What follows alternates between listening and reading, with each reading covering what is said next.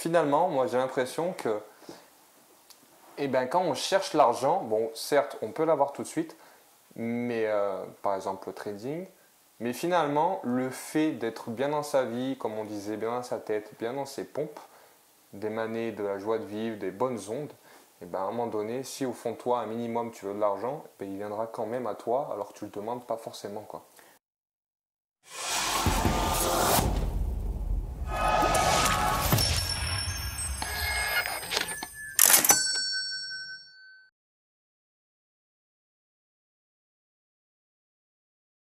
Complètement. Mais ça, faut être en cohérence avec ça. Il faut être en alignement, en harmonisation. Oui, il ne faut pas se dire l'argent, je m'en fous, j'en veux pas, parce que là, effectivement, tu n'en auras pas. Ouais, c'est ça. Faut énormément se respecter, énormément respecter les autres. Et quand on fait des choix qui sont en accord avec nous-mêmes et avec les personnes qui nous entourent, souvent ça paye, ouais. Ça paye. Ouais. Alors ça peut payer du coup de manière financière ou de manière amicale, sociale. Et c'est une abondance. C'est une abondance. Alors qu'elle soit exactement. financière, qu'elle soit affective, au niveau de sensations de vie positive, c'est une question d'abondance. Et nous, le problème, c'est que souvent, on est dans la rancœur, on est dans la non-acceptation, donc on va se couper des choses. Et c'est là où certaines émotions vont devenir autonomes, elles vont nous caractériser, et après on va se définir de cette manière-là. Moi, je suis quelqu'un de colérique, je suis quelqu'un de peureux. Non, c'est qu'à un moment, j'ai accédé à ce comportement émotionnel parce que j'ai figé des émotions en moi qui n'ont pas pu être transformées, et du coup dans le lâcher-prise. Et c'est là où on est le plus performant, encore une fois, pour être adapté à la réalité. Et pour être adapté au marché financier, c'est pas dans le côté émotionnel qu'on trouve ça. C'est quelque chose, c'est des chiffres. Clairement. Voilà. Et après, ce qui est intéressant aussi, c'est que vous pourrez faire des liens avec tout ce qui est contagion des émotions. Parce qu'encore une fois, la manière dont les autres traders vont gérer leurs actions va forcément influencer la manière dont on va percevoir la crainte de certains. Puis se dire, mais est-ce que moi j'enlève mes actions? Est-ce que je les laisse? Est-ce que... Justement, qu'il y en a plein qui disent n'écoutez pas, entre parenthèses, ces charlatans qui vous disent de passer une position là, n'écoutez pas ceux qui vous disent de vendre ici, parce qu'au final, de 1, c'est quelque chose qui n'est pas compris de votre part, de 2, c'est copier quelqu'un, au final, on copie bêtement, quoi, et au final, on ne comprend pas ce qu'on fait, et donc clairement, c'est une perte de temps, quoi. Ça peut marcher, mais par chance. Ça peut marcher par chance, mais si le jour où cette personne, effectivement, elle ne le fait plus, ou elle n'a plus le temps, ou elle a disparu du jour au lendemain, je ne sais quoi, là, tu te retrouves devant ça et tu bégayes, quoi, parce qu'au finalement, tu te dis que tu n'as rien appris, quoi. C'est ça, il n'y a pas de stratégie. Donc, il faut faire son truc, sa propre stratégie, une fois de plus, sa propre analyse, parce que c'est comme ça qu'on se retrouve le mieux, c'est comme ça qu'on aura le meilleur résultat. En fait, plus on fait ça, plus on se retrouve, et plus on aura de l'abondance, du coup, je pense, sur les marchés, quoi. Logiquement, oui. Logiquement. Après, comme on disait, le marché, personne ne connaît l'avenir. C'est un environnement trop incertain. Il y a effectivement des objets avec des valeurs qui sont plus certaines. Dans le domaine de l'art, où normalement un tableau, il ne va pas perdre. Oui, il ne va pas décoter, alors que là, oui, c'est... Dans le domaine financier, c'est très très complexe. Il faut avoir les nerfs bien accrochés. Mais surtout pas faire fi de ses émotions, bien au contraire. Les identifier et savoir qu'est-ce qu'on en fait. Bien savoir, bien se connaître au final. C'est ça. Et puis peut-être qu'il y en a qui vont pouvoir faire cette expérience pendant 5 ans. Et puis c'est quand même tellement éprouvant et tellement incertain et stressant que, au bout de 5 ans, ils vont devoir se diriger vers un domaine un peu plus serein, sécure, parce que ça leur correspond plus. Ah ouais, non, vraiment pouvoir s'écouter, et c'est très, de ce que je regarde, c'est les traders professionnels, de ce que je suis un peu sur internet et tout, c'est vrai qu'effectivement c'est du sport. Un trader, une fois de plus de ma petite expérience, le mec qui est vraiment trader professionnel, qui travaille pour une banque ou qui est particulier mais qui a des très bons résultats, il le dit, moi ils me font halluciner les gens qui arrivent sur le marché qui disent ouais je suis trader ou ouais si ouais ça. Non, un vrai trader c'est une gestion de risque, c'est une gestion de stress, c'est une gestion d'actualité.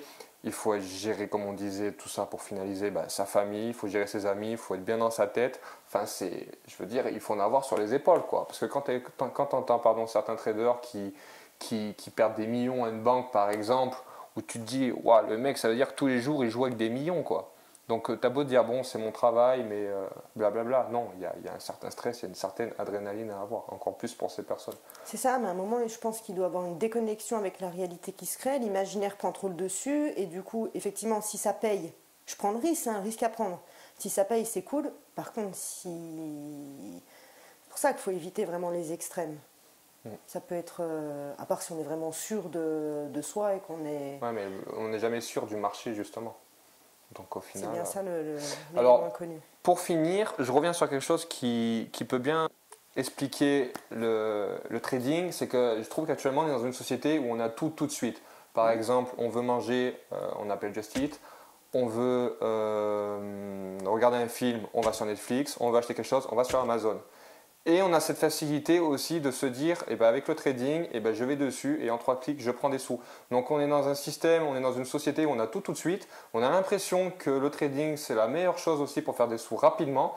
Et c'est là qu'on tombe encore plus de haut, quoi. Parce qu'au final, c'est même pas notre faute, c'est la faute de la société actuelle finalement. On n'a plus de délai en fait, on n'a plus de frustration. Quand on veut effectivement quelque chose, il faut qu'on l'ait tout de suite. Et ça s'applique dans tous nos domaines de vie.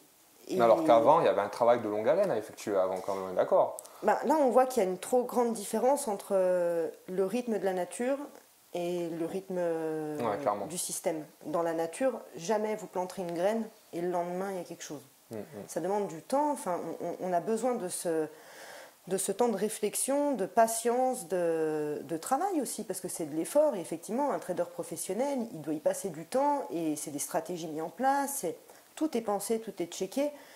Et effectivement, ça demande du travail. Tout ce qui se fait en claquement de doigts, ça peut fonctionner. Vous allez au bureau de tabac, vous grattez un jeu FDJ. Ouais, mais c'est futile, c'est pas quelque chose qui est construit, c'est quelque chose sur un coup de chance. Et ça me fait penser aux paris sportifs. Voilà. À un moment donné, les paris sportifs, bon, j'avais fait ma petite année de paris sportifs. Et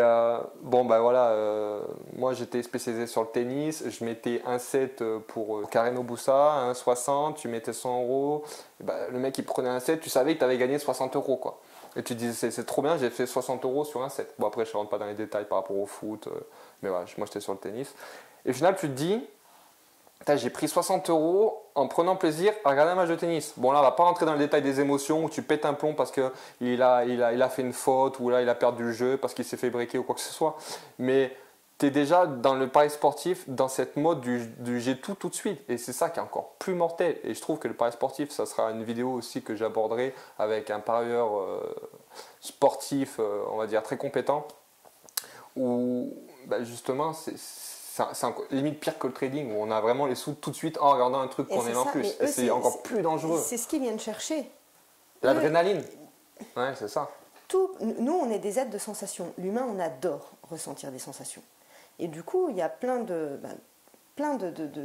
d'entreprises qui viennent nous chercher sur ce terrain-là. Maintenant, la plupart des pubs viennent nous chercher notre côté émotionnel, affectif. Ah ouais, non mais maintenant sur les pubs, BetClick pour ne pas citer, Winamax, premier pari, 100 euros offerts. Enfin, c'est à croire que faire de l'argent, c'est comme si on claquait des doigts. C'est ça.